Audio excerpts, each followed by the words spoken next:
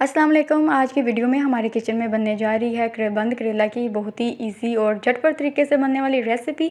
सबसे पहले हमने करेलों को इस तरह से काट लेना है। इस तरह से हमने इस पर कट लगा लेना है और नमक लगा के रख देना है। उसके बाद अच्छे से वॉश कर देना है। और इसके साथ साथ हमने एक काम ये करना है कि जो इसके बीज हैं ना वो ज़ाया नहीं करने। तो जो इसके सॉफ्ट वाले बीज हैं वो आपने इसको रख लेने, जो हार्ड होंगे उसको आप डिस्कार्ड कर दें। और इसके साथ साथ हमने ये जो स्पाइसेस हैं ये ऐड करने हैं। और इसके साथ साथ इसमें अदरक, लहसुन और हरी मिर्च भी जाएगी। 1 टेबल स्पून इसमें नमक जाएगा, 1 टेबल स्पून चिली, 1 टीस्पून हल्दी जाएगी। और इसके साथ साथ इसमें 1 टेबल स्पून खुश्क धनिया जाएगा और 1 टीस्पून गरम मसाला इसमें जाएगा।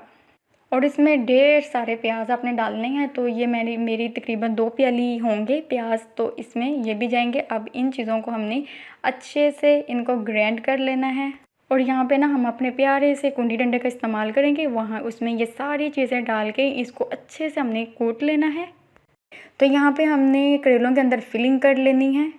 और करेलों में ना अच्छे से फिलिंग करने के बाद हमने थ्रेड का इस्तेमाल करना है। उसके साथ आपने इसको अच्छे से रैप कर देना है ताकि कोई भी इसका जो मसाला है ना वो बाहर ना निकले। और आपने एक चीज़ का ख्याल रखना है, इसको आपने ना जब फिल करना है ना ओवरलोड ना इसको कीजिएगा, क्योंकि जब वो फ्राई करते हैं ना वो जो ऊपर एक्स्ट्रा मसाला होता है वो सारा बाहर आ जाता है।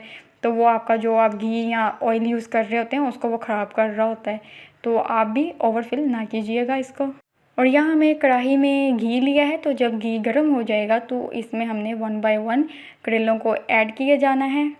और आप थोड़े थोड़े करके करेलों को फ्राई कीजिएगा। अगर वो एकदम से सारे डाल देंगे ना वो फिर हीट सभी को नहीं पहुँचेगी, वो अच्छे से फ्राई नहीं होंगे। और जब आप फ्राई कर रहे होंगे ना एक बात का आपने ख्याल रखना है, जो आपका फ्लेम है ना वो मीडियम पे हो। अगर आप हाई कर देंगे ना तो वो जलने का नुकसान हो जाता है और अंदर से अंदर तक हीट नहीं पहुंचती और बाहर से जो उसका छिलका होता है ना वो जल जाता है, वो ज़्यादा ही डार्क ब्राउन हो जाता है।